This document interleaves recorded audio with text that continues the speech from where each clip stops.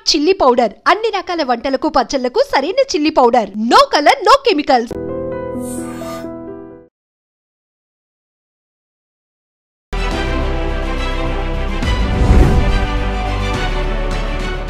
నమస్తే, welcome to iDream media. నేటి వాస్తవంకి స్వాగతం. అమ్మా నమస్తే. నమస్తే సంగీత.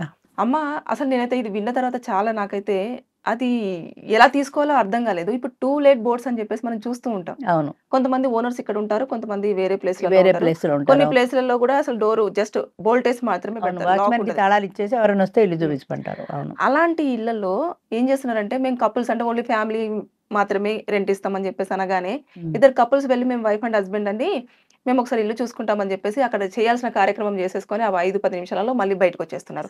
ఇలాంటివి జరుగుతున్నాయి. నేను విన్నదంతా చాలా షాక్ అయిపోయింది. దీనిపైన మన అసలు మీరు ఏం మాట్లాడతారమ్మా?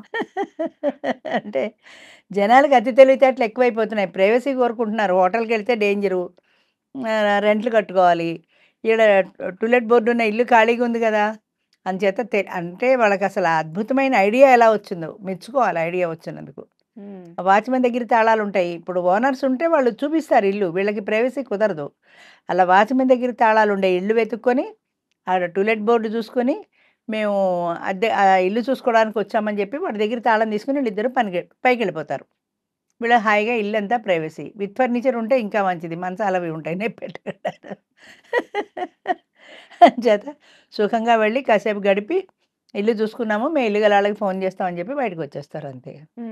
అంటే ఎంత నికృష్టంగా, ఎంత నీచంగా తయారయ్యారంటే అసలు ముఖ్యంగా వయసులో అది తప్పు అనకూడదు కానీ 25, 35, 25-35 ఈ 10 ఏళ్ల మధ్యలో జనాలు విచ్చలవిడితనం పెరిగిపోయింది. అందరికీ అంటలేదు, అలా చేసేవాళ్ళ సంగతి చెప్తున్నా. విచ్చలవిడితనం పెరిగిపోయింది.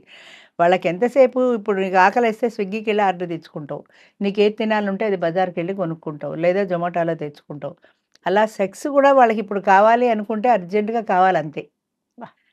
దానికోసమని ఎక్కడ టూలెట్ బోర్డు ఇంకోటో ఎత్తుక్కుంటారు, సినిమా హాలో ఏదో ఒకటి. అంతేగాని మనం తప్పు చేస్తున్నామన్న ఫీలింగ్ లేదు అసలు. వచ్చిన బాధ ఏంటంటే ఇది తప్పు అన్న ఫీలింగ్ లేదు. ఇది ఎవరికంటైనా పడితే ప్రమాదం కదా అన్న భయం లేదు.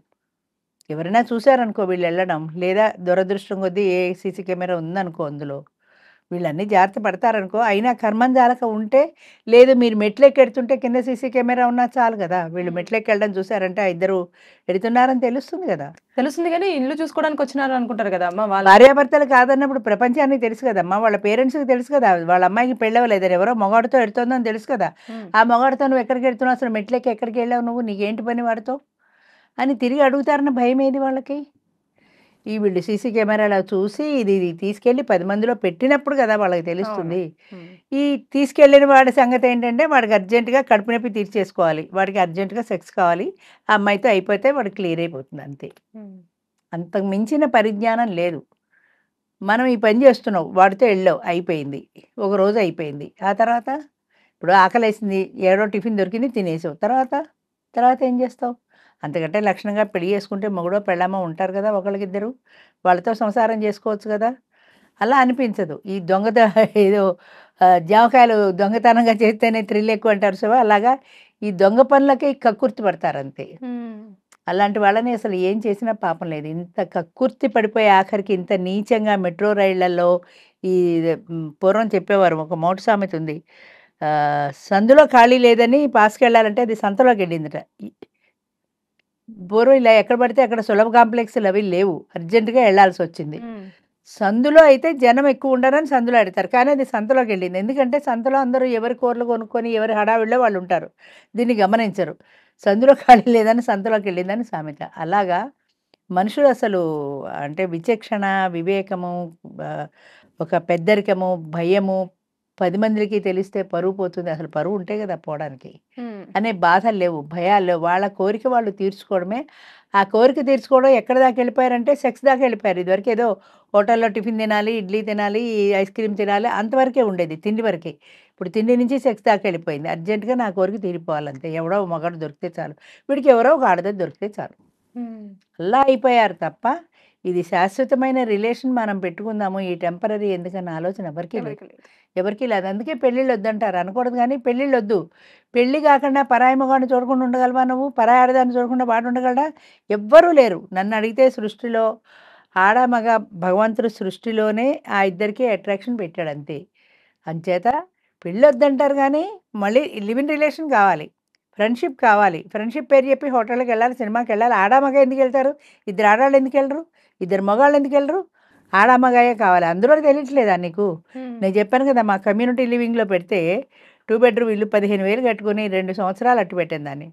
ఒక్కళ్ళు కూడా రాలే. మా వాళ్ళందరూ సింగిల్సే. ఓకే. కానీ ఒక్కళ్ళు కూడా రాలే. ఎందుకని? ఎవరి ప్రైవసీ వాళ్ళకి కావాలి. మీరు రెంట్కే కదమ్మా ఉంటున్నారు, దాని బదులు ఇందులో ఉండొచ్చు కదా అంటే, నా ప్రైవసీ నాకు ఉండాలి. తప్పు పట్టకూడదు కానీ ఎవ్వరికి, ప్రతి ఒక్కరికి వాళ్ళ ప్రైవసీ వాళ్ళకి కావాలి. 50 ఏళ్ళ వాళ్ళే మా ప్రైవసీ మాకు కావాలంటే 25 ఏళ్ళ వాళ్ళు అనుకోరా? ఇంకా ఎక్కువ అనుకుంటారు కదా.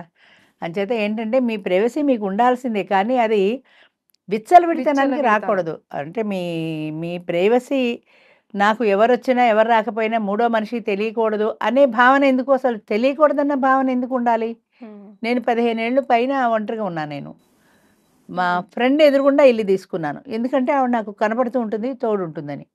సో ఆవిడ నాకు తోడే కాదు, సూపర్విజన్ కూడా. నా ఇంటికి ఎవరు వచ్చారో ఎవరు వెళ్ళారో ఆవిడకి తెలుస్తుంది కదా. అవును, అవును. అంచేత అలా తెలుస్తుందన్న భావన ఆ రోజుల్లో లేదు. ఆవిడ ఉంటే మంచిది, నాకు తెలిసిన వాళ్ళు ఉంటే మంచిదని 15 ఏళ్ళు పైన ఉన్నా నేను. అంటే నాకు తెలియకూడదు, నా ప్రైవసీ ఉండాలి, ఇది ఆవిడ నా ఇంటికి ఎవరు వచ్చారో ఆవిడ గమనించకూడదన్న ఆలోచనలు ఆ రోజుల్లో లేవు కదా. ఇప్పుడు ఆలోచనలు వచ్చేసాయి కాబట్టి వాళ్ళందరికీ ఎందుకు తెలియాలి? నా ప్రైవసీ నాకు ఉండాలి, నాకు ఎవరు వచ్చారో ఎవరు వెళ్ళారో అంతా సీక్రెట్ నా మైండ్లోనే ఉండాలి అంతే. ఇప్పుడు ఎవరికి ఫోన్ చేయి, అందరి ఫోన్లో ఎంగేజ్ ఉంటాయి, అందరూ బిజీగా ఉంటారు, మళ్ళీ అందరూ సింగిల్సే.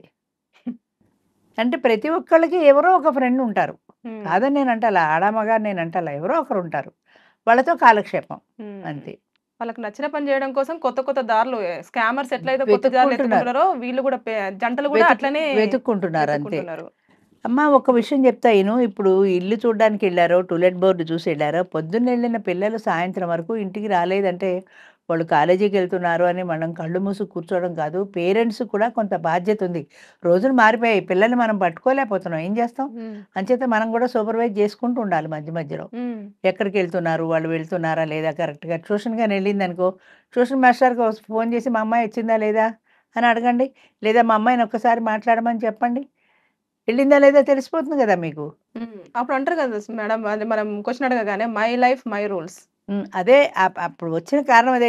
ఊచిపుచ్చును అక్కడ కొట్టేవాళ్ళు లేక, నీ లైఫ్ అయితే నువ్వు రోడ్డు మీకు వెళ్ళి బతుకు, నా ఇంట్లో ఎందుకు తింటున్నావు? ఇప్పుడు తిండి ఇక్కడ, తిరుగుడు అక్కడ.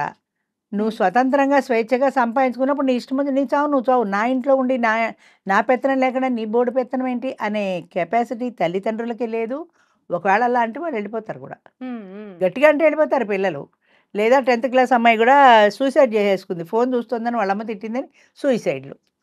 అసలు నాకు అర్థం కాదు, ఇప్పటికీ అర్థం కాని విషయం ఏంటంటే, ఇంత చిన్న చిన్న విషయాలకే సూసైడ్ చేసేసుకుంటే అసలు మీ జీవితమే లేదు కదా. పరీక్ష ఫెయిల్ అయ్యావని సూసైడు, పరీక్ష ఫెయిల్ అయ్యావని సూసైడ్ ఎందుకు? బతుకుంటే ఇంకోసారి కట్టుకుంటావు, పాస్ అవుతావు. అసలు ఫెయిల్ అయ్యాని సూసైడ్ చేసుకుంటే అందరిలోనూ నీ పరువు పోయింది, మళ్ళీ ఇంకోసారి పాస్ అయ్యే అవకాశమే పోయింది కదా. అది ఎందుకు ప్రయత్నం చేయరు?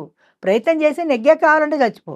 నేను ఎప్పుడు అదే చెప్తాను, నువ్వు జీవితంలో గెలిచి చావు, గెలిస్తే ఎవ్వరూ చావరు, ఓడిపోతేనే చచ్చిపోతారు. ఎందుకని? ఆ గెలిపించిన అది ఏదో ఉంటుంది, ఆనందం ఉంటుంది, దాన్ని అనుభవించాలని ఉంటుంది. ఇంకా గెలుపు కావాలి, ఇంకా గెలుపు కావాలని ఉంటుంది. అంచేత ఇంకా గెలుపు కావాలంటే నువ్వు బ్రతికితేనే కదా నీకు గెలుపు. చచ్చిపోతే గెలుపు ఎక్కడుంది? జీవితంలో నువ్వు లైఫ్ లాంగ్ ఓడిపోయినట్టే కదా పర్మనెంట్గా. పిరికితనం, 10th క్లాస్ ఫెయిల్ అయితే ఫెయిలు, లవ్ ఫెయిల్ అయితే ఫెయిలు, గట్టిగా అమ్మ తిరిగితే ఫెయిలు, అదేంటది వాట్సాప్ ఎందుకు చూస్తున్నావు, ఫోన్ అస్తమానం ఎందుకు చేతిలో పెట్టుకుంటావు అని తిరిగితే సూసైడ్. వీటన్నింటికి సూసైడ్ ఒకటే నా పరిష్కారం. ఫేస్ చేసే ధైర్యం లేక, పిరికితనం, చేతకాంతనం, భయం, ఇవి తప్ప మనిషికి. పిరికితనం ఉన్న వాళ్ళు అలా చేస్తుంటే, డేర్ ఉన్న వాళ్ళు ఇలా చేస్తారు. కాదంటే చెప్పు, మేము రాము. అది ఉద్యోగం చేసుకుంటుంది అనుకో ఇంట్లో ఉండే, నువ్వు వద్దంటే చెప్పు, నేను వెళ్ళిపోతాను. నేను వర్కింగ్ ఉమెన్స్ హాస్టల్లో ఉంటాయి. ఇప్పుడు అసలు live in relation hostels, coliving hostels కూడా వచ్చేసాయి కదా. వీళ్ళకి అనుకూలంగా వచ్చేసాయి, హ్యాపీగా ఉంటున్నారు ఇద్దరిద్దరు, అడిగేదే లేవు. ఓయో హోటల్స్ కానీ కోలివింగ్ రిలేషన్స్ కానీ ఎవ్వడి పోరు ఎవ్వడి పొక్కు లేదు. టూలెట్ బోర్డ్స్ హౌసెస్ కానీ ఇవి ఇప్పుడు. ఇవి ఇప్పుడు ఇంకా మెట్రో గాని ఎక్కడ పడితే అక్కడ హ్మ్. సిగ్గు లజ్జ అనే ఈ 2 వదిలేస్తే ఎక్కడైనా సరే చిత్తకార్తి కుక్కలు రోడ్డు మీద తిరగడానికి వీళ్ళకి తేడా లేదు నన్ను అడిగితే. హ్మ్. కోపం వస్తదేమో గానీ ఇలా అంటే అసలు ప్రైవసీ అన్నది ఏ కార్యక్రమం అయితే మనం 10 మందిలో చేయకూడదో అదే కార్యక్రమం మనం పబ్లిక్‌లో చేస్తున్నాం. చేస్తున్నాం. ఇంక ప్రైవసీ ఎక్కడుంది? హ్మ్. మరుగెక్కడుంది దానికి? బాత్రూమ్‌కెళ్ళాలంటే కూడా ఒక మరుగు చూసుకుంటావు. అవును. ఇప్పుడు సులభ కాంప్లెక్స్‌కెళ్తారు. లేదా హోటల్‌కెళ్తే వాటికి టాయిలెట్స్ వేరే ఉంటాయి. దానికి, దీనికి తేడా ఏం కనపడాల. కొన్నాళ్ళు పోతే ఈ పనులు కూడా ఇక్కడే రోడ్డు మీదనే చేసేస్తారు మా మగవాళ్ళలాగానే. హ్మ్. ఆడవాళ్ళు కూడా. హ్మ్. సిగ్గు, లజ్జ ఎప్పుడూ లేవమ్మా అసలు. అనకూడదు గానీ మాట్లాడలేకపోతున్నా ఈ విషయంలో. అంత కోపం వస్తుంది నాకు. అమ్మ, గల్ఫ్ దేశాల మీద మోజు ఇంకా పోవట్లేదు. చాలా మంది అక్కడికి వెళ్ళిన తర్వాత తిరిగి వస్తారా? లేదా? అన్నది మనం ఇంకా అదొక క్వెషన్ మార్కే. పిల్లలు కొంతమంది తల్లులను మిస్ అవుతున్న వాళ్ళున్నారు. భార్యలు మిస్ అవుతున్న భర్తలున్నారు. అవును. వాళ్ళు ఏమైపోతున్నారో అనేది గూడా కొంతమందికి తెలియని సిట్యుయేషన్. అవును. అయినప్పటికీ ఇప్పటికి కూడా గల్ఫ్ కంట్రీస్‌కి వెళ్తున్నారు. అక్కడ ఉపాధి కోసమని. మళ్ళీ అక్కడ అవస్థలు పడుతూ మళ్ళా వీడియోలు చేస్తూ సోషల్ మీడియాలో గూడా పోస్ట్ చేయడం అనేది జరుగుతుంది. హ్మ్. ఇదంతా చూస్తూ ఉంటే ఇంత డెవలప్ అవుతుంది. ఇంత చూస్తున్నారు. ఇంత చేస్తున్నా కూడా ఎందుకని ఇంకా అటు వెళ్లి సంపాదించాలన్న మోజు తగ్గట్లేదంటారు? పేదరికం అమ్మా. చాలామంది పేదరికంలో ఉన్న వాళ్ళకు గల్ఫ్‌కెడితే బాగా డబ్బులు సంపాదించొచ్చు అనే ఒక ఆశ ఉంటది. హ్మ్. దానికి అలా మగవాళ్ళు వెళ్తుంటారు, ఆడవాళ్ళు వెళ్తుంటారు. నేను ఆర్‌జీ రావు ట్రస్ట్ ఎడ్యుకేషనల్ ట్రస్ట్‌లో పనిచేసినప్పుడు చాలా చోట్లకెళ్తే ప్రతి వాళ్ళు మా నాన్న గల్ఫ్ కంట్రీకెళ్ళిపోయాడు, మా అమ్మ గల్ఫ్ కంట్రీకెళ్ళిపోయిందని చెప్పిన వాళ్ళే. మరెప్పుడొస్తారంటే ఏమో తెలీదు. మరి ఫోన్‌లొస్తున్నాయా అంటే కొంతమంది వస్తున్నాయంటారు, కొంతమంది రావటం లేదంటారు. సిట్యుయేషన్ ఏంటంటే ఒకటి వీళ్ళకి చదువు రాదు. గల్ఫ్‌కెళ్ళి పని చేసుకొని బతుకుదామని తప్ప. ఈ వీళ్ళు ఏజెంట్లుంటారు. హ్మ్. వాళ్ళు 6 మంత్స్ వీసా మీద వీళ్ళని తీసుకెళ్ళి పర్మనెంట్ అని చెప్తారు. వీళ్ళకి తెలీదు. పర్మనెంట్ వీసా అని చెప్తారు. 6 నెలలు అయిపోతుంది. 6 నెలలు అయిపోయాక వీళ్ళు తిరిగి రాకపోతే కేసులు, గొడవలు. 2 గల్ఫ్ కంట్రీస్‌లో ఉండేవాళ్ళందరూ ఎవరు? వాళ్ళనేమంటారు? ఆహ్, వీళ్ళని పనిలో పెట్టుకుంటారే యజమానులు. హ్మ్. వాళ్ళంతా ఆహ్, షేక్స్. షేక్‌లు గదా! హ్మ్. షేక్‌లు.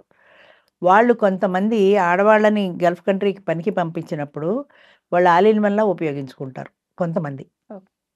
వాళ్ళ పాస్‌పోర్ట్‌లు, వీసాలు తీసేసుకుంటారు. వాళ్ళ పాస్‌పోర్ట్ వాళ్ళకివ్వరు. వీళ్ళు ఇక్కడి నుంచి బయటికెళ్ళాలంటే కంపల్సరీగా పాస్‌పోర్ట్ ఉండాలి గదా! అవును. ఇవ్వరు. కొంతమంది నిజాయితీగా పనిచేస్తారు. ఏదో కష్టపడతారు, సంపాదించుకుంటారు. అది వేరే విషయం. అలాంటి వాళ్ళు కాకుండా కొంతమంది షేకులు అలాగా తీసేసుకుని వాళ్ళని హింసలు పెట్టి, వాళ్ళని కొట్టి, వాళ్ళని తిట్టి బలవంతంగా వాళ్ళతో పనులు చేయించుకుంటారు. వీళ్ళకి ఇష్టం లేదు. కానీ వీళ్ళు మళ్ళీ ఇండియా రావాలంటే మార్గం లేదు. వాళ్ళ పాస్‌పోర్ట్ లేదు. వాళ్ళ దగ్గర వీసా లేదు. వాడు జీతం ఇవ్వడు. వాడేమన్నా సగం సగం తిండి పెడతాడు. దుర్భరమైనటువంటి పరిస్థితుల్లో ఉన్నా కూడా ఇంకా వెళ్తున్నారు. ఎందుకంటే ఇది 6 నెలల వీసా అని తెలియక కొంతమంది అంటే ఇది నాకు పర్మనెంట్ కాదని తెలియక కొంతమంది అక్కడికెళ్ళి గల్ఫ్‌లో షేక్ చేతిలో మోసపోయిన వాళ్ళు కొంతమంది. ముఖ్యంగా ఆడవాళ్ళకి ఈ పరిస్థితి ఎక్కువ. హ్మ్. అయితే మగవాళ్ళు వెళ్తారు. మొన్న ఎక్కడో చాలా రోజుల కిందట పేపర్‌లో కూడా చూసాను. వాడు ఆ ఎడారిలో ఒంటెల్ని మేపమని వీడికి పనప్పజెప్పి ఆ ఎడారిలో వదిలేసాడు వాడిని. వాడికి వెనక్కెళ్ళడం దారి తెలీదు. హ్మ్. వెళ్ళడం రాదు. వాడు ఒక్కడే ఉన్నాడక్కడ. ఆ ఒంటెల్ని మేపుకుంటూ. వీడికి ఫుడ్ ఎలాగా? హ్మ్. అదేం వాళ్ళు పట్టించుకోలా. వాడి దగ్గర ఫోన్ ఒకటుంటే ఆ ఫోన్‌లో ఈ మెసేజ్‌లు పెట్టాడు వాడు. చాలా రోజుల కిందట ఎప్పుడో చూసాను నేను. సో, ఇలాంటి దుర్భరమైన పరిస్థితిలో చాలామంది బతుకుతున్నారు. హ్మ్. కానీ ఇంకా గల్ఫ్ మీద మోజు ఎందుకు తగ్గలేదంటే షేకులు బాగా డబ్బులిస్తారన్న ఆశతో వెడుతున్నారు చాలామంది. వెళ్ళి నష్టపోయిన వాళ్ళు ఉన్నారు. బతుకు బాగుంటే అదృష్టం బాగుండి సంపాదించుకున్న వాళ్ళు ఉన్నారు.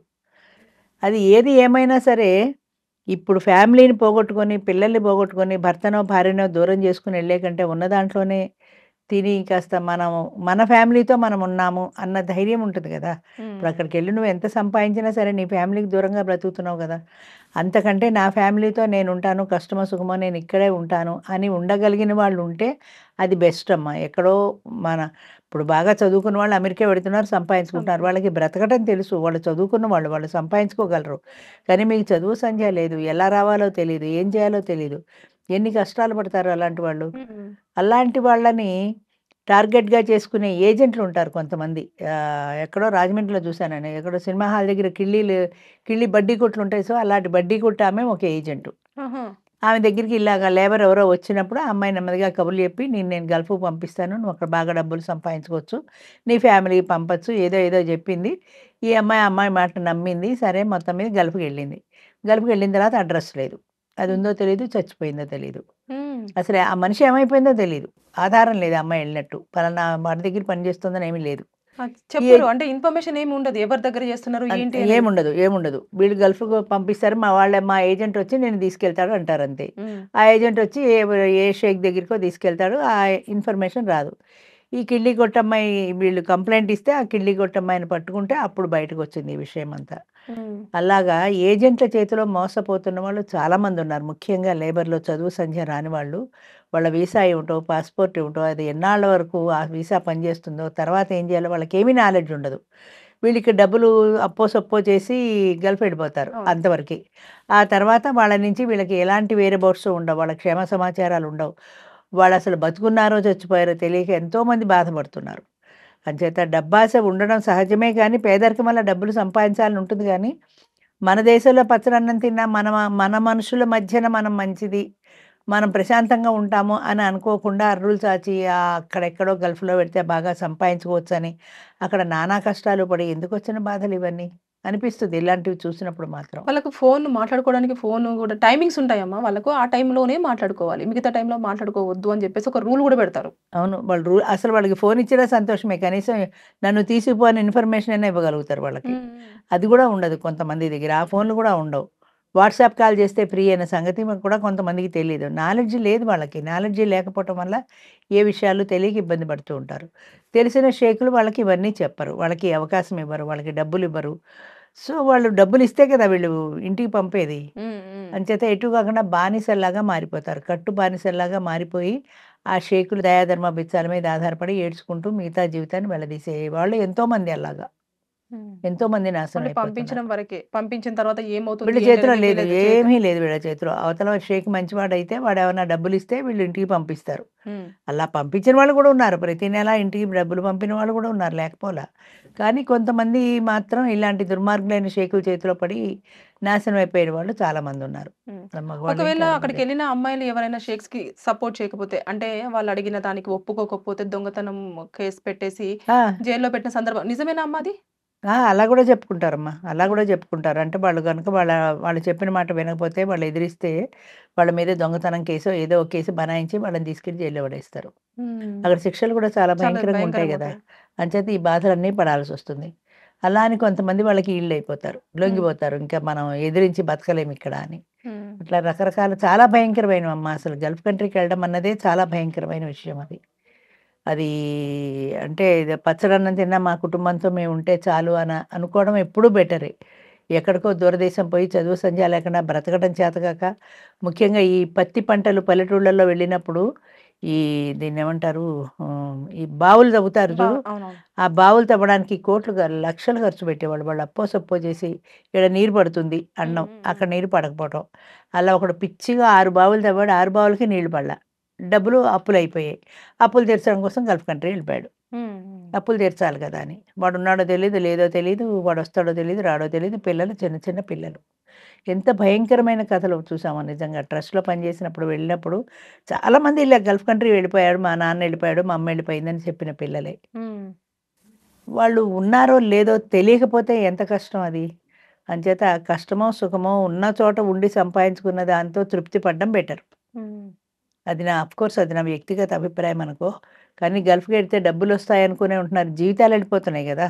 అవును. గల్ఫ్‌కెళ్తే డబ్బులొస్తాయి కరెక్టే వస్తే.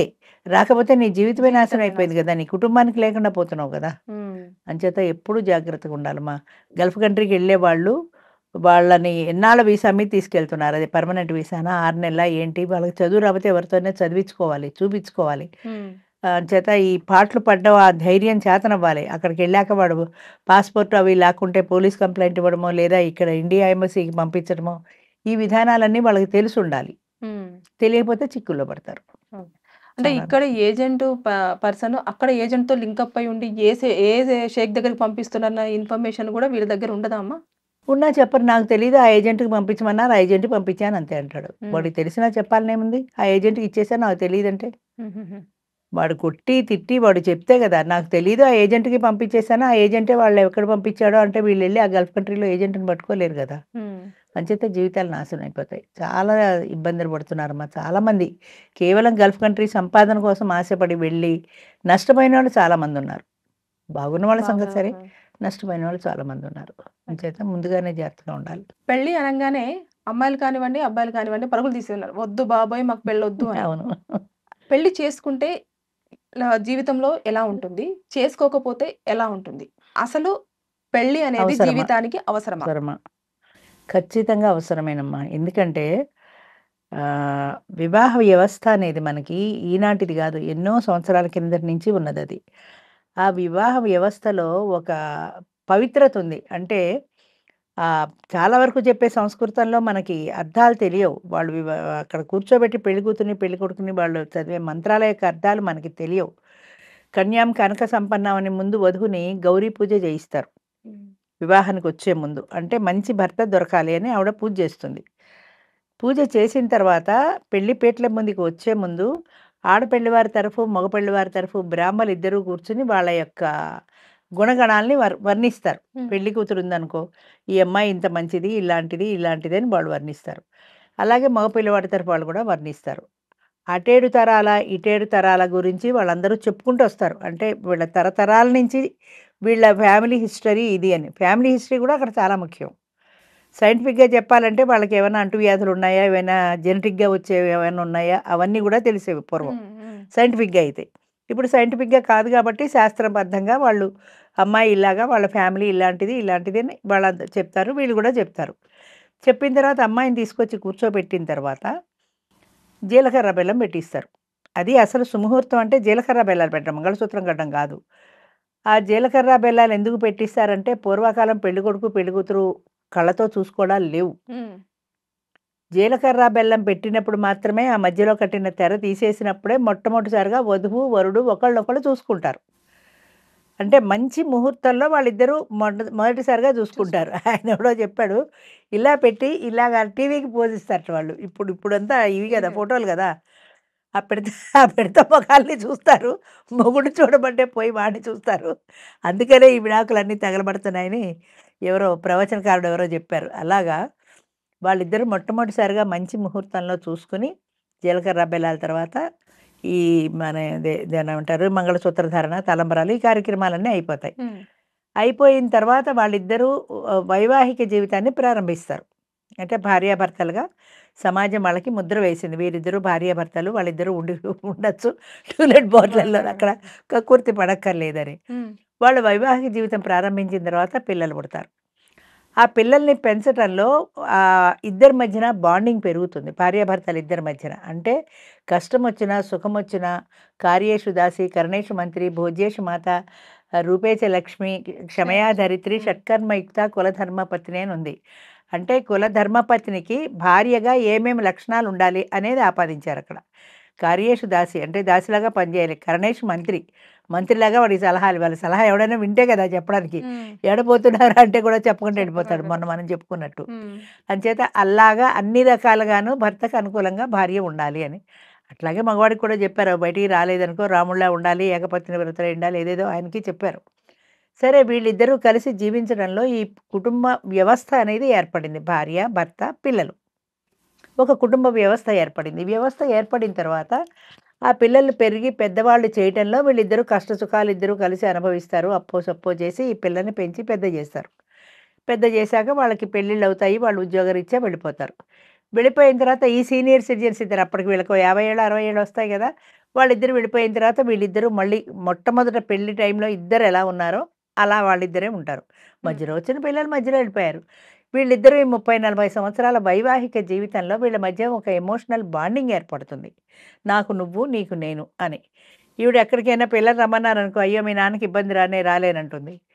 ఆయన్ని రమ్మన్నారనుకో, మీ అమ్మని ఒక్కదాన్ని వదిలేసి ఎలా వస్తానురా అంటాడాయన. అంటే నీ పార్ట్నర్ గురించిన ఆలోచన నీకుంది. వాళ్ళని ఒక్కళ్ళని వదిలేయకూడదు. వాళ్ళ మంచి చెడ్డలు చూసుకోవాల్సిన బాధ్యత నాకున్నది అని. ఈ బాండింగ్‌లో ఈ వాళ్ళ మధ్యన ఒక ఎమోషనల్ రిలేషన్ ఏర్పడుతుంది. ఒకరి పట్ల ఒకరికి. అది వివాహ వ్యవస్థ. వీళ్ళు మళ్ళీ నెక్స్ట్ జనరేషన్ పిల్లలు అందించారు. ఆ పిల్లలు పెళ్లి చేసుకొని వాళ్ళ నెక్స్ట్ జనరేషన్ అలాగా వంశపారంపర్యంగా అది సాగుతూ ఉంటుంది. అయితే ఇప్పుడు ప్రెజెంట్ జనరేషన్ సిట్యుయేషన్ ఏంటంటే అసలు పెళ్ళెందుకు? పెళ్లి వల్ల మాకన్నీ సమస్యలే. అంటే పిల్లల్ని కనాలి, కనాలి, పెంచాలి. పెంచాలి. వాడికి అదే బెంగుళూరులో అదేదో సంస్థ ఏర్పడింది. ఈ పిల్లల్ని కని, పెంచి వీళ్ళకి డొనేషన్‌లు కట్టి లక్షలు, లక్షలు కూర్చోబెట్టి చదివించే బదులు అసలు పిల్లలే లేకుండా ఉంటే, మేమిద్దరం హాయిగా యూరప్ ట్రిప్ పోవచ్చు కదా! ఈ 4,00,000 వీళ్ళకిచ్చే బదులు. ఈ పిల్లలు ఏమైనా చూసి చస్తారా పెద్దయ్యాక? మమ్మల్ని ఎలాగో ఓల్డ్ ఏజ్ హోమ్‌కే పెడతారు. అలాంటప్పుడు ఈ పిల్లల్ని పెంచడం అనే ఈ బాధ మాకెందుకు అన్న ధోరణొచ్చింది. పూర్వకాలం పిల్లల కోసమని తపించేవారు. అవును. తల్లి మాతృత్వం కావాలి, లేకపోతే గుడ్రాలనేవాళ్ళు. ఆ గుడ్రాల్ని ఏ కార్యక్రమంలోనూ ముందుకు రావడానికి లేదు. వీల్లేదు. అలాంటి బాధలు పడ్డారు పూర్వం. పిల్లలు లేక, పిల్లలు లేని వాళ్ళని అలాగా దూరం పెట్టేవారు. ఇప్పుడసలు పిల్లలు మాకు అక్కర్లేదంటున్నారు. వాళ్ళు దూరం పడ్డాం కాదు, మాకే పిల్లలొద్దంటున్నారు. ఎందుకంటే రేపొద్దున పెద్దయ్యాక వాళ్ళు చూస్తారా, చస్తారా? దానికోసం మా జీవితం అంతా మేమెందుకు నాశనం చేసుకోవాలి? 25 ఏళ్ల వయసులో పెళ్లి చేసుకొని మేమిద్దరం హ్యాపీగా లేకుండా ఈ లక్షలంతా వీళ్ళ కోసం ఎందుకు ధారపోయాలి? అని వచ్చింది. ఆ తర్వాత అసలు అంతకంటే ఎక్స్‌ట్రా ఏంటంటే అసలు పెళ్ళెందుకు? పెళ్ళంటేనే మాకు సమస్యలు. ఏదో పెళ్ళాం రైట్ అంటుంది, భర్త రైట్ అంటాడు. ఏదో ఈ రైట్‌లు, ఈ డ్యూటీలు, బాధ్యతలు మాకెందుకు? సాయంత్రం ఇంటికి రాకపోతే నువ్వు ఎక్కడికి పోయావని పెళ్ళాం తిడుతుంది. లేట్‌గా ఎందుకు వచ్చావంటుంది. నా ఇష్టం వచ్చినట్టు నేను ఫ్రీగా తిరగడానికి వీల్లేదు. గర్ల్ ఫ్రెండ్‌తో మాట్లాడుకోవడానికి వీల్లేదు. నాకెందుకు ఈ లంపటాలన్నీ? హాయిగా స్వేచ్ఛగా నేను పెళ్లి లేకుండా ఉంటే బెటర్ కదా! అని అసలు మాకు పెళ్ళే వద్దు అనే స్థాయికి చేరుకుంటున్నారు ప్రెజెంట్ యువత. అలాగే 30 ఏళ్ళకి పెళ్లి చేసుకుంటే, ఈ డిమాండ్స్ కూడా పెరిగిపోయాయి ఆడపిల్లకి. ఇంతకు ముందే ఇక్కడ వాట్సాప్‌లో చూసాను నేను. ఆడపిల్లకు ఆవిడ చెప్పిన ప్రకారం ఆడపిల్లకి 30 సంవత్సరాల లోపు వరుడు కావాలి. మళ్ళీ వాడికి ఏజ్ దాటకూడదు. ఈమెకి 25, 28 ఉంటాయి. వాడికి కారు ఉండాలి. ఇల్లు ఉండాలి. 25, 30 లక్షల ప్యాకేజ్ ఉండాలి. 25, 30 లక్షలంటే ఎంతవుతది సంవత్సరానికి? 2, 3 లక్షలు అవుతుంది. ఇంకా ఎక్కువే. మినిమమ్ 25 లక్షల ప్యాకేజ్ ఉండాలి. అంటే మినిమమ్ 2 లక్షల జీతం ఉండాలి. ఇంత ఇన్ని లక్షణాలు ఉన్నవాడే కావాలి తప్ప ఎవడో అల్లాటప్పగాడు మేము చేసుకోం. ఇన్ని ఉన్నా కూడా వాడి వయసు 30 దాటకూడదు మళ్ళీ. ఆ కండిషన్ కూడా ఉంది. ఇక ఈ అమ్మాయి ఇలా అంటే ఆ అమ్మాయి తరఫు పెద్దవాళ్ళు కూడా అలాగే అనుకుంటారు. మా అమ్మాయికి వరుణ్ణే చేస్తాం మేము.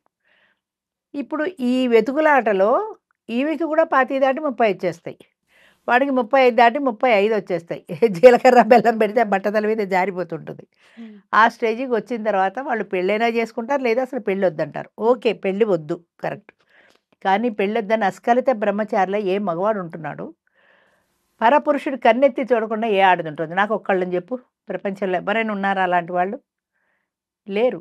ఉండరు కూడా. ఎందుకని? ఇప్పుడు ఇంట్లో ఫుడ్ వండుకుంటే వండుకుంటాం. లేపోతే జొమాటో నుంచో, స్విగ్గీ నుంచో తెచ్చుకుంటాం.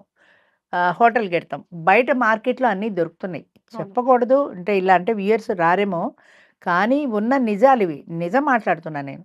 ఎందుకంటే ఇప్పుడు మీకు బయట మార్కెట్‌లో అన్నీ దొరుకుతున్నప్పుడు పెళ్ళెందుకు? అస్ఖలిత బ్రహ్మచారిగా ఎవడు ఆంజనేయ స్వామిలాగా బ్రహ్మచర్యం వహిస్తున్నాడు నాకు చెప్పు? పెళ్ళికి ముందే వాడికి ఎన్నో పరిచయాలయ్యి ఉంటాయి. వాడికి బోలెడు మంది గర్ల్ ఫ్రెండ్స్ ఉంటుంటారు. ఇప్పుడు ఆడపిల్లలు కూడా బాయ్ ఫ్రెండ్స్ ఉంటుంటారు. కానీ ఆడపిల్లలు, మగపిల్లలు ఇద్దరు కూడా పరస్త్రీని నేనెప్పుడూ కన్నెత్తి చూడలేదు. పరస్త్రీ నా తల్లితో సమానం అని వాడు, పరపురుషుడు నా తండ్రితో సమానం అని ఈవిడ ఎంతమంది అనుకుంటున్నారు ఈ రోజుల్లో? ఎంతమంది అనుకుంటున్నారు చెప్పు? ఎవరైనా ఉన్నారా అలాంటి వాళ్ళు? ఎవరు ఉండరు. ఎందుకంటే ఈ అమ్మాయికి కొంత గ్రంథం నడిచే ఉంటుంది. ఆ అబ్బాయికి కొంత గ్రంథం నడిచే ఉంటుంది. అంతా అయ్యాక పెళ్లి చేసుకుంటున్నారు, ఉంటున్నారు. ఆ ఎదవ పెళ్లి ఎందుకు అని అడుగుతున్నారే, పెళ్లి కానప్పుడు నీకు లివ్ ఇన్ రిలేషన్ ఎందుకు? చాలామందికి ఇప్పుడు సుప్రీంకోర్టు తీర్పు ప్రకారం యంగ్‌స్టర్స్ కూడా లివ్ ఇన్ రిలేషన్ ఉంది కదా! బోలెడు మన దాన్నేమంటారు హాస్టల్స్ నడుస్తున్నాయి కదా! లివ్ ఇన్ రిలేషన్‌లో. మరి ఎందుకు ఈ లివ్ ఇన్ రిలేషన్‌లన్నీ? నీకు అసలు మగవాడే వద్దన్న దానివి ఇంకొక మగవాడితో స్నేహం ఎందుకు నీకు? ఇంకొక ఆడపిల్లని రూమ్‌మేట్‌గా పెట్టుకుంటే చెల్లదా? పనికిరాదు. మళ్ళీ పక్కన మగాడే ఉండాలి. మగాడికి కూడా పక్కన ఆడదే ఉండాలి. అంటే దాన్ని బట్టి మనకి చరిత్ర ఏం చెప్తోందంటే ఒక పురుషుడు, ఒక స్త్రీ కలిసి ఉంటేనే గాని వాళ్ళు లేకుండా పురుషుడు లేకుండా స్త్రీ ఉండలేదు. స్త్రీ లేకుండా పురుషుడు ఉండలేడు. ఇది ఏనాటి నుంచో వస్తున్నది. ఇవాళ మనం పెట్టింది కాదది. తరతరాలుగా వస్తున్న ఆచారం కాబట్టే ఒక వివాహ వ్యవస్థ అనేది ఏర్పడింది. ఒక కుటుంబం అనేది ఏర్పడింది. ఆ కుటుంబం కోసం వీళ్ళిద్దరూ కష్టపడడం, పిల్లలను పెంచి పెద్ద చేయటం ఇదంతా ఒక సర్కిల్ లాగా నడుస్తోందది. దాన్ని మనం బ్రేక్ చేసి నాకసలు పెళ్ళే అక్కర్లేదు. నాకు అసలు ఆడతోడే అక్కర్లేదని ఇద్దరు అనుకుంటే అసలు ఆడతోడు లేకుండా మగవాడు ఉండగలుగుతున్నాడా? మగవాడు తోడు లేకుండా ఆడది ఉండగలుగుతుందా? ఇదమ్మా మీరు చెప్పినంత వరకు ఒకరి తోడు ఒకరికున్నప్పుడు. అవును. ఒకవేళ తోడు లేనప్పుడు మీరన్నట్టుగా కొంతమంది మనం తీసుకుందాం. ఎవరో ఒకరికి మగ వాసన పడకుండానో, మగవాళ్ళ జోలికి వెళ్ళకుండానో వాళ్ళు సింగిల్‌గా ఉంటున్నప్పుడు వాళ్ళ లైఫ్ ఎలా ఉంటదసలు? అంటే ఆ! కరెక్ట్. ఇప్పుడు తోడు లేకుండా మేము బ్రతకలేమా అని అని అనుకున్నారు. అనుకుంటారు. అనుకున్నారు. 30, 40, 50, 60, 70 ఏళ్ళొచ్చాయి నీకు తోడు లేకుండా. నువ్వు పెళ్లి చేసుకోలేదు. 70 ఏళ్ళొచ్చాయి నువ్వు బ్రతుకుతున్నావు. 70 ఏళ్ల తర్వాత కాలో చెయ్యో పడింది. పెరాలిసిసో వచ్చింది. లేదా అనారోగ్యం వచ్చింది. ఓ టైఫాయిడ్ వచ్చింది. ఎవరు చేస్తారు చెప్పు? హ్మ్. నీ పెళ్లి లేదు, భర్త లేడు, కడుపున పుట్టిన పిల్లలు లేరు. ఎవరు చూస్తారు నిన్ను? పక్కింటి వాళ్ళు చూస్తారా? ఎదురింటి వాళ్ళు చూస్తారా? నీ ఫ్రెండ్స్ చూస్తారా? ఏ ఫ్రెండ్స్ చూసినా 2 రోజులు, 3 రోజులు మాక్సిమం. హ్మ్. అంతకు మించి ఎవరు చూడరు గదా! మరి నీ బ్రతుకు ఏమైపోతుంది? కనీసం దానికోసమైనా నీకొక తోడు కావాలి గదా! నీకొక వివాహ వ్యవస్థ అంటూ ఉంటే, నీ కడుపున పుట్టిన పిల్లలో, కట్టుకున్న భర్తో ఎవరో ఒకరు నిన్ను చూస్తారన్న ధీమా ఉంది. అది లేకుండా ఎలా బ్రతుకుతారు? మాకు డబ్బుంది మేము బతుకుతాం. డబ్బుంది. కానీ మొన్న కోవిడ్ టైంలో పనివాళ్ళు గూడా రాలా. రాలేదు. ఎక్కడా పనివాళ్ళు లేరు. మరి భార్యాభర్త ఇద్దరు ఉంటే కష్టమో, సుఖమో ఒకళ్ళకొళ్ళు చెరొక పని చేసుకుంటూ బ్రతికారు. కోవిడ్ టైంలో పనివాళ్ళు రాలే గదా! ఇంటి పనంతా నేను చేసి చచ్చిపోతుంటే, మా వారు మొక్కలకి నీళ్లు పోస్తా నేను కూడా నీకు సాయం చేస్తా అని ఇలా నుంచొని ఇలా పోసేవారు వంగకుండా. హ్మ్. మళ్ళీ కింద వంగితే నడుము నొప్పి పెడుతుందని. హ్మ్. ఆ నీళ్లు కింద మీద పడేవి. 2 రోజులు, 3 రోజులు పోయాక అబ్బా! మొక్కలకి నీళ్లు పోయడం కష్టమే. ఏది గిన్నెలు తోముకొని, బట్టలు ఉతుక్కొని ఇంత పని నేను చేసుకుంటే, మొక్కలకి నీళ్లు పోయడం కష్టమే కష్టమే. అని చెప్తున్నారు. అలాగా ఇంత ఇంత పని చేసుకునేటప్పుడు నీకొక తోడు కావాలి. తోడు ఉంటేనే నువ్వు కష్టమైన, సుఖమైన షేర్ చేసుకోగలుగుతావు. హ్మ్. మానసికమైన తోడు ముందు. ఫిజికల్‌గానే కాదు, మానసికంగా కూడా నీకొక తోడు కావాలి. నువ్వు ఒంట్లో బాలేక బెడ్ మీద ఉంటే నీకు పర్వాలేదు నేనున్నాను అని భరోసా ఇచ్చే ఒక తోడు ఉండాలి కదా! హ్మ్. నీ అన్నదమ్ములో, అక్క చెల్లెల్లో ఉన్నారు. కానీ ఎవరి సంసారాలు మానుకొని ఎవరొచ్చి చూస్తారు? హ్మ్. ఇప్పుడు నేను తోడునీడ పెట్టిన పర్పస్ కూడా అదే. 50, 60 ఏళ్ళొచ్చిన తర్వాత ఒక్కళ్ళు ఒంటరి వాళ్ళయిపోతున్నారు. భార్యాభర్తలు ఇద్దరిలో ఒకరు చనిపోతే. రెండో వాళ్ళ పరిస్థితి ఏంటి? అంచేత ఏంటన్నా తోడుంటే ఏదో ఇద్దరు పడి ఏడుస్తారు. ఇప్పుడు మా దగ్గర ఖమ్మంలో పోలీస్ డిపార్ట్మెంట్‌లో పనిచేసే ఆయన 70 ఏళ్ళు ఆయనకి. 66 ఏళ్ల స్త్రీని పెళ్లి చేసుకున్నాడాయన. మొన్న కాలు జారి పడ్డాడు. డోర్ మ్యాట్ మీద కాలు పడింది. కాలు జారి జర్రని పడ్డాడు. ఆపరేషన్ అయింది. 3 నెలలు బెడ్ రెస్ట్. హ్మ్. అప్పుడు ఆవిడ తోడు ఉంది కాబట్టి ఆవిడ ఉంది కాబట్టి అదే అన్నాడాయన. "నా అదృష్టం బాగుండి పెళ్లి చేసుకున్నానమ్మా. నా పెళ్ళాం ఉంది కాబట్టి సేవ చేస్తుంది. లేకపోతే ఇప్పుడు ఎవరు చేస్తారు?" చేస్తారు. డబ్బున్న వాళ్ళంటే నా డబ్బే నాకు చేస్తుంది. నేను నలుగురు మనుషుల్ని గంటకొకళ్ళని పెట్టుకుంటా. పొద్దున్నోళ్ళు, మధ్యాహ్నమోళ్ళు, రాత్రోళ్ళు పెట్టుకుంటా అంటావు. హ్మ్. సరే ఓకే. నీకు డబ్బుంది పెట్టుకున్నావు. మరి డబ్బు లేని వాళ్ళ సంగతి? హ్మ్. మిడిల్ క్లాస్ వాళ్ళు, లోయర్ మిడిల్ వాళ్ళు వాళ్ళకెవరు చేస్తారు? అయితే డబ్బున్న వాళ్ళైతే పెళ్లి చేసుకోకపోయినా పర్వాలేదు అన్న రూల్ లేదు కదా! వాళ్ళకి కూడా ఒక ఎమోషనల్ నీడ్ ఉంటుంది. వాళ్ళు కూడా ఏదో పిచ్చాపాటి మాట్లాడుకోవడానికి ఒక మనిషి కావాలి. వంటామని పిలిచి నేను మాట్లాడతాను. ఇదిగో చూడు ఈ జోక్ చూసావంటే నాకు కూర మండిపోతుంది బాబోయ్ ఉండండి అని వెళ్ళిపోతుందది. హ్మ్. అంతే కదా! అంచేత నీ మనసులో మాట పంచుకోవడానికి ఒక తోడు కావాలి. సో, పెళ్లి కంపల్సరీగా జీవితాన్ని కంపల్సరీగా సాగిన కావాలమ్మా. అయితే హ్మ్. ఇద్దరు మగాళ్ళు కలిసి ఉండొచ్చు. పెళ్లి అంటే నేను చెప్పేది తోడవసరం. తోడవసరం. తోడవసరం. హ్మ్. పెళ్లి అంటలా నేను. ఇద్దరు మనుషులు కలిసి ఒకరికొకరు తోడుగా ఉండాలి. హ్మ్. అది ఇద్దరు మగాళ్ళు ఉండొచ్చు, ఇద్దరు ఆడాళ్ళు ఉండొచ్చు, ఆడ మగ ఉండొచ్చు. ఎవరైనా ఉండొచ్చు. హ్మ్. స్టార్టింగ్‌లో నేను పెట్టింది కూడా అదే. కానీ ఇద్దరు ఆడాళ్ళు ఉండొచ్చు, ఇద్దరు మగాళ్ళు ఉండొచ్చు అంటే ఎవరు వినలా. ఆడ, మగ ఉండడానికి మాత్రం ఇప్పటికి వందల మంది వస్తున్నారు. హ్మ్. అంటే ఆడ, మగ తోడనేది సృష్టిలో ఎవ్వరు కాదనలేని నిజం. అది ఊరికే మాకక్కర్లేదు అని చెప్తారు గానీ, ఇవాళ చెప్తావు 70 ఏళ్ళొచ్చాక చెప్పు 83 ఏళ్ళ ఆయన 88 ఆయన ఫోను చేశాడు ఆయనకి తోడు కావాలని.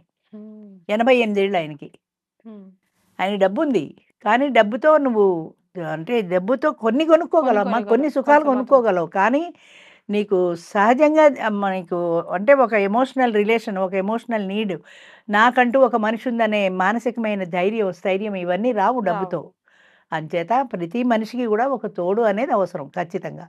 అది భార్యాభర్తలుగా ఉంటే వాళ్ళిద్దరి మధ్యన ఒక అట్రాక్షన్ ఉంది గాబట్టి భార్యాభర్తలుగా వాళ్ళిద్దరూ కలిసుంటారు. వాళ్ళ పిల్లలు జనరేషన్ మామూలుగా వెళ్తూ ఉంటుంది. మారిపోతుంది. కానీ లేకుండా అన్న వాళ్ళందరూ చూడు 25, 35, 40 లోపే ఉంటారు. 25 ఇయర్స్ నుంచి 40 ఇయర్స్ వరకు మాకు పెళ్ళక్కర్లేదన్నవాళ్ళు. హ్మ్. 60, 70 వాళ్ళని అడుగు. అయ్య బాబోయ్! చచ్చిపోతున్నామండి తోడలేక అని చెప్తారు వాళ్ళ బాధ. ఓకే. ఇప్పుడు వీళ్ళు ఆ ఏజ్‌లో లేరు గాబట్టి ఈ సంగతి జెప్తారు. కానీ మీరు ఆ వయసుకొస్తే ఖచ్చితంగా తోడవసరం ఏంటో మీకప్పుడు అర్థమవుతుంది. హ్మ్. తోడు లేని జీవి లేరమ్మా ప్రపంచంలో. ఎవ్వరైనా సరే కాదు అనలేని నిజం అది. కాబట్టి మేము తోడు లేకుండా ఉండగలము, అసలు పెళ్లి లేకుండా ఉండగలము, పెటాకు లేకుండా ఉండగలము, మా బ్రతుకు మేము బ్రతకగలము అన్నది ఈ ధీమా అంతా 40 ఇయర్స్, మ్యాక్సిమం 50 ఇయర్స్ వరకే ఉంటుంది. 50 ఇయర్స్ తర్వాత ఈ ధీమా ఉండదు. 33 సంవత్సరాలు ఒంటరి జీవితం నాది.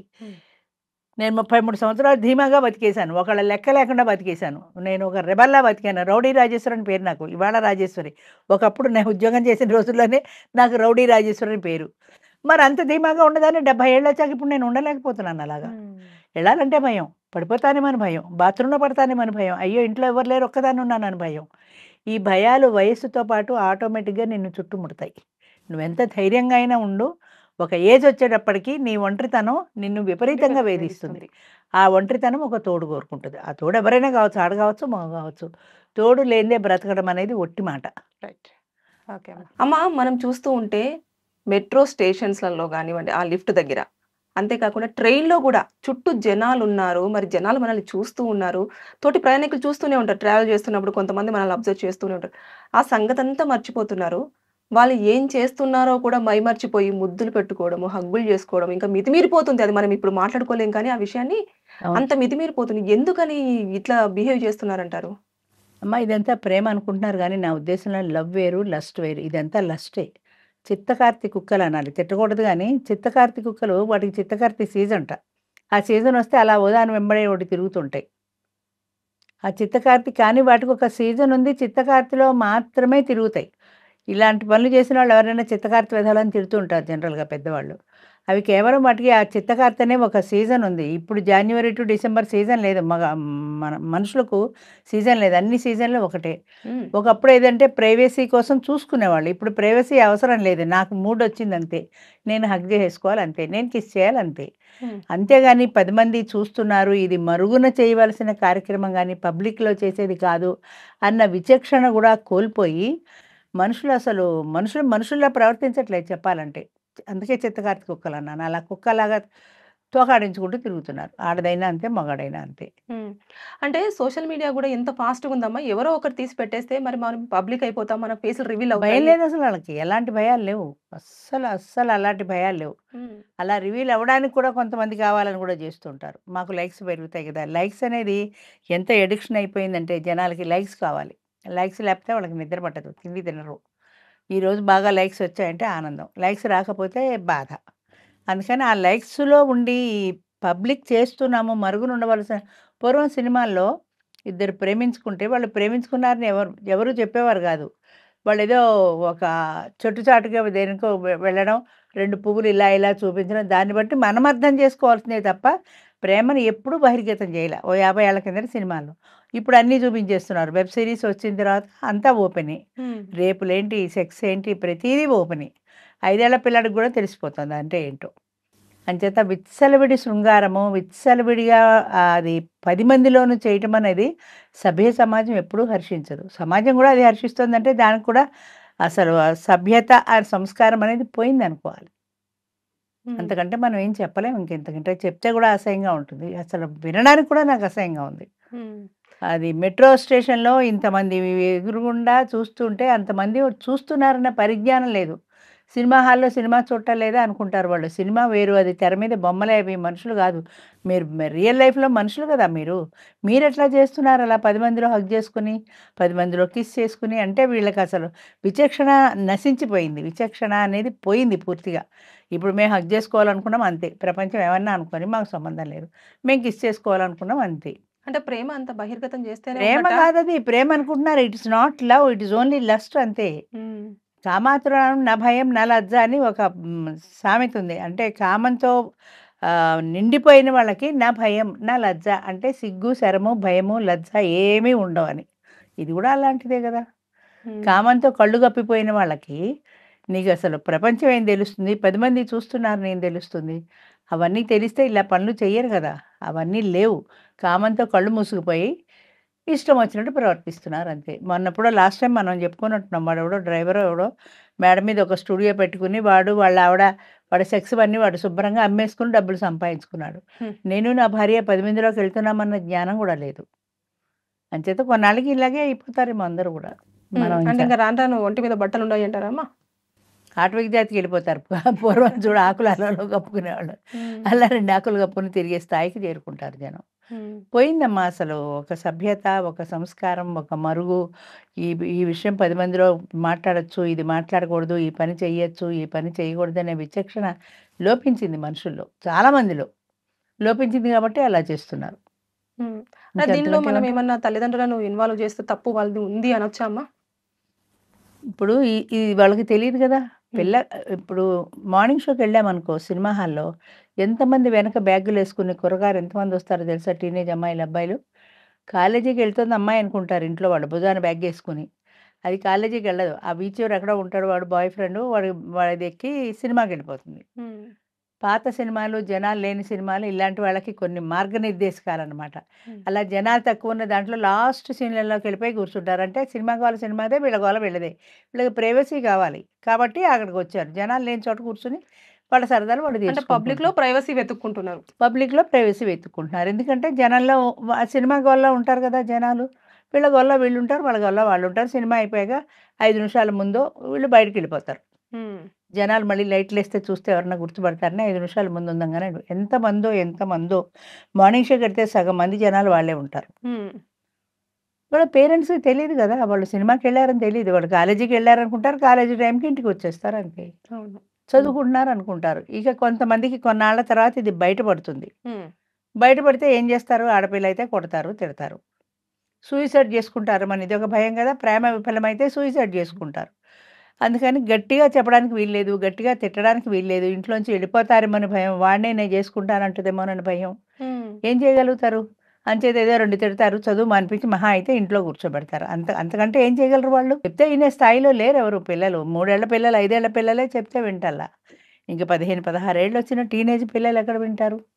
ఎవ్వరూ వినరమ్మా అసలు. అది చిన్నతనం నుంచే రావాలంటే 3, 4 ఏళ్ల వయసు నుంచే వాళ్ళకి అమ్మ, నాన్న అంటే ఒక రకమైన భయము, భక్తి, గౌరవం ఇవన్నీ ఉండాలి. భయం లేదు, భక్తి లేదు, గౌరవం అసలే లేదు. విచ్చలవిడిగా తిరిగే పిల్లలకు ఎవరు చెప్తే వింటారు? వాళ్ళెప్పుడో చేయి దాటిపోయారు. అంచేత ఎవరు చేయగలిగింది ఏం లేదు. మొదటి నుంచి పేరెంట్స్ ఆ కట్టడి చేసి నాకు బాగా గుర్తు. నాకు 40 ఏళ్ళు దగ్గర దగ్గర. ఆర్టీసీ బస్సు మా గుమ్మల్లో ఆగుతుంది. స్కూల్ నుంచి వచ్చి పేవ్‌మెంట్ దగ్గర కరెక్ట్‌గా అక్కడే ఆగుతుంది. అది వాడు బ్రేక్ ఏయడంలో కొంచెం దూరం ఎళ్లి ఆగింది. మా ఇంటికి ఎదరకెళ్ళి ఆగింది. అక్కడ బస్సు దిగి ఇలా నడిచొచ్చా. మా అమ్మగారు గేట్‌లో నా కోసం ఎదురు చూస్తున్నారు. ఆవిడ వెంటనే నన్ను అడిగిన ప్రశ్న ఏంటంటే, "బస్సు ఇక్కడ కదా ఆగుతుంది. నువ్వు అక్కడి నుంచి ఎక్కడి నుంచి వస్తున్నావు?" అంటే అంత కట్టడుండేది ఆ రోజుల్లో. నేను బస్సు దిగాను. ఈ బస్సు ఎదర ఆగింది. అక్కడి నుంచి నడిచి వస్తున్నాను చెప్పా. అది వేరే విషయం. కానీ నీ బస్సు ఇటు నుంచి వస్తే నువ్వు ఇక్కడ దిగాలి. అక్కడి నుంచి ఎందుకొస్తున్నావు? అంటే ఏమో ఎక్కడికెళ్ళొస్తోందో అన్న జాగ్రత్త. వేరే ఉద్దేశ్యం ఏం కాదు. ఆ అతి జాగ్రత్త ఎంతవరకు ఉండేదంటే చాలా కట్టడుండేది పూర్వకాలం ఆడపిల్లకు. ముఖ్యంగా ఈ చదువులొచ్చిన తర్వాత ఆడది బయటికెళ్ళడం మొదలుపెట్టిన తర్వాత దాన్ని పట్టుకోవడం కష్టమైపోతోంది. చదువు పేరు చెప్పి బయటికెళ్తున్నారు. ఎక్కడికెళ్తున్నారో తెలీదు. ఏం చేస్తున్నారో తెలీదు. వాళ్ళకి కూడా ఎవరెళ్తారు రోజును? అంచేత ఈ వీళ్ళకుండాలి. నేను గిరి గీసి ఆ గీత దాటి వెళ్ళకూడదని వీళ్ళకుండాలి. అది వీళ్ళకి పోయింది. ఫ్రీడమ్ వచ్చేసింది. పుస్తకాలు బయటకెడితే సాయంత్రం దాకా ఎక్కడ తిరిగినా పర్వాలేదన్న ధోరణిలో వీళ్ళుంటున్నారు. వాళ్ళుంటున్నారు. మగవాళ్ళు అలాగే ఉంటున్నారు. అంచేత కష్టం. వీళ్ళని ఇలాంటి వాళ్ళని భరించడం చాలా కష్టం. అన్‌లెస్ వాళ్ళకి వాళ్ళుగా తెలుసుకొని ఇది తప్పు, ఇది ఒప్పు అని తెలుసుకునే స్థాయి వచ్చేదాకా మాత్రం చాలా చాలా కష్టం కష్టం. అమ్మా. అమ్మ మన కల్చర్ ఎటుపోతుంది అనేది ఒక క్వెషన్ మార్క్‌గానే మిగిలిపోతుంది. అవును. అదేంటంటే భార్యలు. ఇప్పుడు పెళ్లి చేసుకునేటప్పుడు ఈమె నాకు నచ్చింది అని చెప్పేసి జీవితంలోకి తెచ్చుకుంటున్నారు.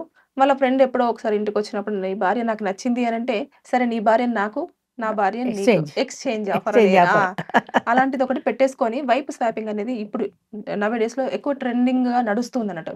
ఇంకా ఇష్టం. వాళ్ళు పంచేసుకుంటున్నారు. హ్మ్. అలా వాట్సాప్ గ్రూప్‌లు కూడా క్రియేట్ చేసుకొని, దానిలో ఫోటోస్ షేర్ చేసుకొని, నీకు ఏ అమ్మాయి నచ్చుతదో ఆ అమ్మాయి గ్యాదర్ అవ్వడం ఇవన్నీ చూస్తుంటే మత్తి పోతుందమ్మా. అసలు అవును. దీన్ని ఎట్లా తీసుకోవచ్చంటారు? మన కల్చర్ ఇంకా రాను రాను ఎలా మారిపోతది? అసలు ఏమవుతది? ఇప్పుడు ఇది ఒకప్పుడు 1970స్‌లో విన్నాను ఈ కథ నేను ఇలాంటిది. అంటే వైఫ్ స్వైపింగా అదే స్వైపింగ్ ఏదో అన్నావు గదా! అలాగా వాళ్ళందరూ కలిసి ఒక పార్టీ పెట్టుకుంటారు. అవును. ఒక పార్టీలో కలుస్తారు అందరూ. ఆడ, మగ అందరూ కలుస్తారు. వాళ్ళ కీ చైన్స్ అన్నీ ఓ చోట పడేస్తారు. అందరూ తలో కీ చైన్ తీసుకుంటారు. ఎవరి కీ చైన్ వస్తే వాళ్ళు ఆ రోజు ఆ వ్యక్తితో గడపాలి. వీళ్ళకి చాయిస్ లేదు. వాడు బాగున్నా అంతే, బాగుండకపోయినా అంతే. గడపవలసిందే. వీళ్ళు కూడా బాగా అంత మంచి మూడ్‌లో ఉంటాడు కాబట్టి ఎవడో ఒకడు దొరికితే చాలన్న రేంజ్‌లో వీళ్ళుంటారు. సరే అలా అలా నడిచేది ఒకప్పుడు సంగతది. హ్మ్. ఆ తర్వాత తర్వాత అదెందుకో మరుగున పడిపోయింది. ఇప్పుడు మళ్ళా ఈ స్వైపింగ్ అనేది ఇప్పుడు మొదలైంది. హుహు. నేను గూడా విన్నానిది. అంటే ఇప్పుడు పెద్ద పెద్ద ఇళ్లలో ముఖ్యంగా ఏంటంటే మిడిల్ క్లాస్ కాకుండా అప్పర్ మిడిల్ హైఫై సొసైటీల్లో ఈ క్లబ్బులకెళ్ళాలి. ఆడాళ్ళు క్లబ్‌కెడతారు, మగాళ్ళు క్లబ్‌కెడతారు. అందరూ పేకాడుకుంటారు, అందరూ డ్రింకులు తాగుతారు. బాగా హైఫై లైఫ్‌లు లీడ్ చేసే లీడ్ వాళ్ళకి చేసేది. వాళ్ళకొచ్చే వాళ్ళ భర్తో, వాళ్ళ భార్యతోటో ఆనందం సరిపోక ఎక్స్‌ట్రా మ్యారిటల్ ఎఫైర్ కోసమే ఎగబడుతుంటారు జనం. అలా జనం వెళ్ళే వాళ్ళకి ఇలా ఎక్కడెక్కడ కావాలి అని ఎతుక్కోక్కర్లేకుండా ఒక గ్రూప్ క్రియేట్ చేసుకుంటారు. ఏ వాట్సాప్ గ్రూప్ లాగానో. వీళ్ళందరూ కలిసి ఒక రోజు ఫిక్స్ చేసుకుంటారు. అంటే నేను విన్నదే ఇది ఎంతవరకు కరెక్టో తెలీదు. ఒక రోజు ఫిక్స్ చేసుకుంటారు. ఆ రోజు అందరూ కలుస్తారు. కీసో ఏదో ఎక్స్‌చేంజ్ చేసుకుంటారు. లేదా చీట్లేసుకుంటారో ఏం చేస్తారో. ఎవరి పేరొస్తే వాళ్ళు వాళ్ళతో ఆ రోజు గడుపుతారు. హ్మ్. అది మ్యూచువల్ అండర్‌స్టాండింగ్ అండ్ కోఆపరేషన్ అనాలి దీన్ని. భార్య ఎవరితోటైనా వెళ్ళినా భర్తకి ఇబ్బంది లేదు. భర్త ఎవరితో అయినా వెళ్ళినా భార్యకి ఇబ్బంది లేదు. అంతే కదా! మరి ఇంకొక దాంతో వెడుతోందని తెలిసి చిన్న అనుమానం వస్తేనే ఆడవాళ్ళు రచ్చ రచ్చ చేస్తారు. చేస్తారు. మరెలా ఒప్పుకుంటున్నారు వాళ్ళు? అసలు భార్యని పరాయివాడు చూస్తేనే కోపగించుకునే మగవాడు, భార్య పరాయివాడితో వెడుతుంటే వీడెలా మంచి అండర్‌స్టాండింగ్ అనమాట. అలాంటి విషయాల్లో మాత్రం అమ్మో! అందులో అంత చాలా చ అండర్‌స్టాండింగ్ ఉంటదా అమ్మా? అసలు మరీ టూ మచ్ కాకపోతే. ఉందని అనుకోవాలి మరి. ఇలాంటివి అంటే పెచ్చు పెరిగిపోయి అది కల్చరు, మన దేశం, మన సాంప్రదాయం గుడ్డుగోచి ఇవన్నీ ఎప్పుడో పక్కన పడేశారు. హ్మ్. మన హ్యాపీనెస్, మన ఆనందం. నాకు ఇంకొకడి భార్యతో ఆనందం. ఈమెకి ఇంకొకడి భర్తతో ఆనందం. ఓకే. షేర్ చేసుకుందాం. అంటే ఆ ప్లేస్‌లో ఒకరినే మనము ఊహించుకుంటాము. ఆ ప్లేస్‌ని ఇంకొకరికి ఇవ్వాలి అంటే మన మనసు, మైండ్ అంతా గూడా ఒక ఏమీ లేవు. వాళ్ళకి అలాంటి వాళ్ళకేముండవు. అలాగా విచ్చలవిడిగా తిరిగే వాళ్ళకి ఏమీ అలాంటివుండవు. కొత్త స్పర్శ, కొత్త టేస్టు. ఇప్పుడు ఈ హోటల్‌లో తిన్నావు. ఈ హోటల్‌లో ఇడ్లీ బావుంది. రేపొద్దున ఆ హోటల్‌లో తిందాం. ఆ హోటల్‌లో దోస బావుంటుందేమో చూద్దాం.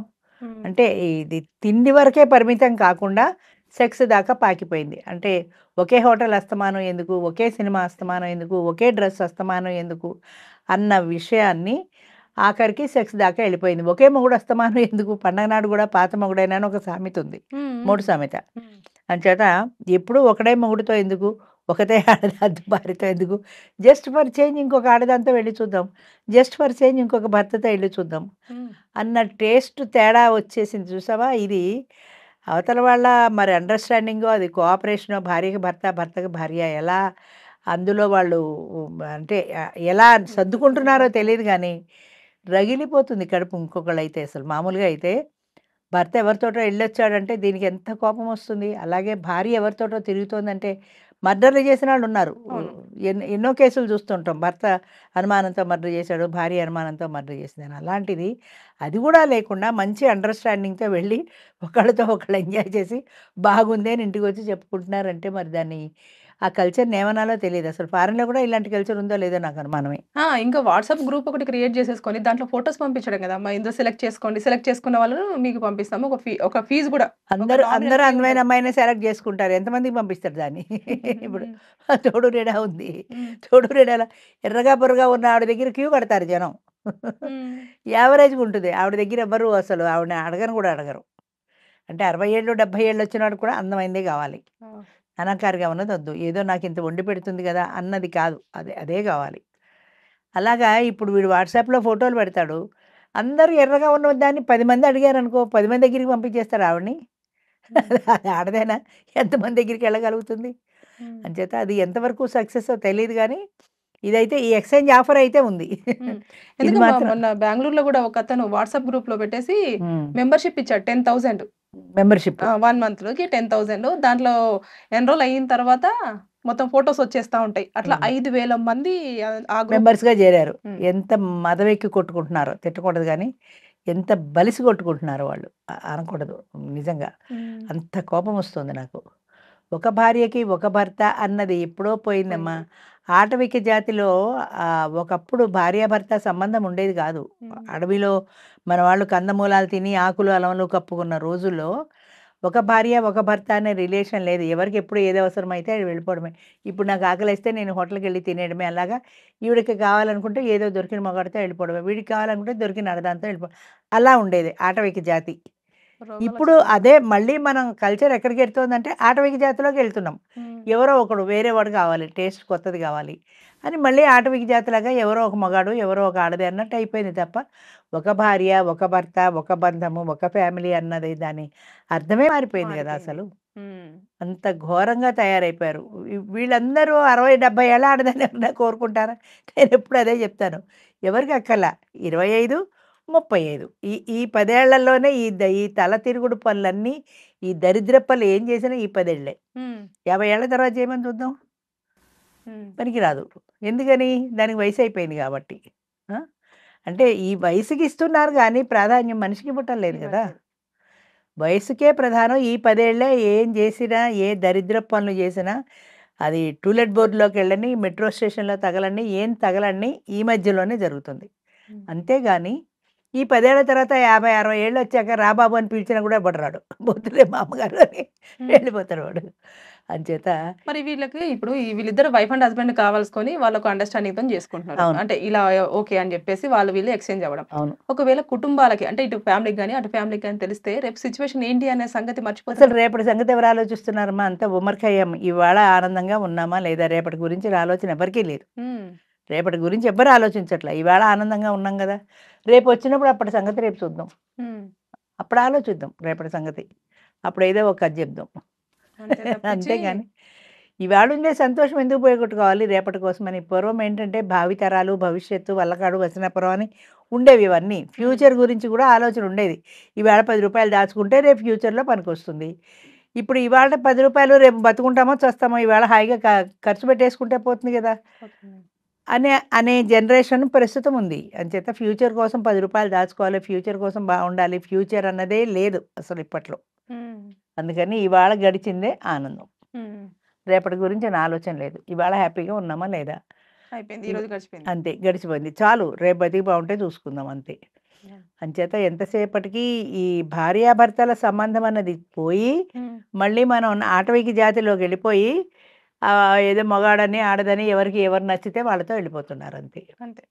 అంతేగాని భార్య, భర్త కాకుండా వేరే మగవాడితో పెడుతున్నాను, నాకు వాడు ముట్టుకుంటే కంపరం వస్తుంది, గొంగళి పాకినట్టు వస్తుంది, ఇలాంటి ఫీలింగ్స్ ఎవరికి లేవు. అలాగే ఆడవాదానికి లేవు, అలాగే మగవాడికి లేవు. అయితే ఇందులో నాకు అర్థం కాని విషయం ఏంటంటే, ఇప్పుడు భార్య భర్త ఇద్దరు ఉన్నారు, వీళ్ళు క్లబ్లో చేరదాం అనుకున్నాడు ఆయన. భార్య ఒప్పుకోపోతే ఈవిడ కూడా ఒప్పుకుంటే కదా క్లబ్లో చేరతారు. నాకు ఇలాంటివి ఇష్టం ఉండవు అనే భార్య వచ్చింది అనుకో కర్మం జాలక, అప్పుడు ఏం చేస్తాడు? తెలియకుండా చేస్తాడు. ఈయనొక్కడు అడతాడు. కానీ అందులో కంపల్సరీగా భార్య భర్త ఇద్దరు చేరాలి కదా, లేకపోతే ఆడవాళ్ళు సగం మంది మేము రావంటే ఏం చేస్తారు? సగం మంది పెళ్ళాలి మేము రావన్నారు అనుకో, వాడు క్లబ్ ఎలా నడుపుతాడు? ఇద్దరూ రావాలి కదా. అంచేత ఒక్కొక్క భార్య ఒప్పుకోదు, నాకు ఇలాంటివి ఇష్టం ఉండవు అందనుకో, అప్పుడు ఏం చేస్తాడు ఆ భర్త? కొట్టి తిట్టి బలవంతంగా దింపుతాడా, లేకపోతే ఇష్టం లేదని వాడు వెళ్ళడం మానేస్తాడా? నీ కర్మ నువ్వు అనుభవించు, నేను పోతున్నాను పోతాడా? అదే అర్థం కాని ప్రశ్న నాకు. నా ఇష్టం, నువ్వు రాకపోతే రాకపో, నేనైతే నన్ను ఎంజాయ్ చేస్తాను. ఇలా సగం మంది ఆడవాళ్ళు 100కి 50 మంది ఆడవాళ్ళు సపోజ్ వ్యతిరేకించారనుకో, అప్పుడు ఉన్న 50 మందితో ఎలా నడుపుతాడు? 100 మందికి వీళ్ళు కూడా 100 మంది ఉంటే కదా ఎక్స్చేంజ్ చేస్తాడు. వీళ్ళు 50 మంది, వాళ్ళు 100 మంది అంటే డిమాండ్ అండ్ సప్లై పెరిగిపోయింది కదా. డిమాండ్ ఎక్కువ ఉంది, సప్లై తగ్గిపోయింది. ఒప్పుకున్న వాళ్ళే కదమ్మా, ఒప్పుకున్న వాళ్ళే ఆ గ్రూప్ లో జాయిన్ అవుతారు. ఒప్పుకున్న వాళ్ళే 50 మంది ఆడవాళ్ళే గ్రూప్ లో చేరారు, 200 మంది మగవాళ్ళు గ్రూప్ లో చేరారు. ఈ 50 మంది ఆడవాళ్ళే 200 మందికి ఎలా ఇస్తాడు వాడు? వాళ్ళు కూడా 200 మంది ఉంటే ఎక్స్చేంజ్ చేస్తాడు. అంచేత మార్పు ఎక్కడి నుంచి రావాలంటే ప్రారంభం నుంచే రావాలి. కొంతమంది దాన్ని హెసిటేట్ చేయాలి, నేను దీన్ని వ్యతిరేకిస్తున్నాను అని ఖచ్చితంగా చెప్పగలగాలి. అలా చెప్తే ఎన్నాళ్ళు నడుపుతాడు అది? క్లబ్ ఇద్దరు ఓకే అన్నారు కాబట్టే నడపగలుగుతున్నాడు అంతే.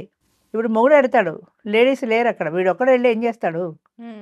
అంచేత అలాంటి మార్పు వస్తేనే ఇది సాధ్యమవుతుంది. అలాంటి మార్పు ఎక్కడి నుంచి రావాలంటే మరి సహజంగా అయితే ఆడవాళ్ళ నుంచే రావాలి. ఎందుకంటే ఇలాంటి విచ్చలవిడి శృంగారానికి, విచ్చలవిడితనానికి ఆడవాళ్ళు ఇష్టపడరు కాబట్టి. ఇప్పుడు ఇష్టపడుతున్నారు కాబట్టి బాగా నడుస్తున్నాయి ఇలాంటివి.